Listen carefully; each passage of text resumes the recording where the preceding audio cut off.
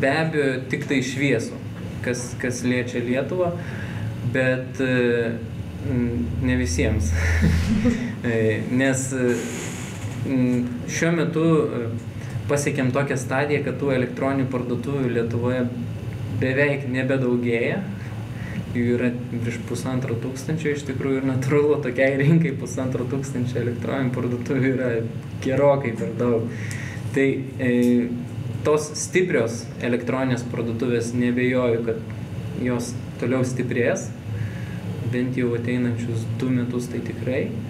Silpnos elektroninės parduotuvės, kurios galbūt neturi tvirto verslo modelio, galbūt neturi pakankamai investicinių lėšų, jos tikrai užsidarinės.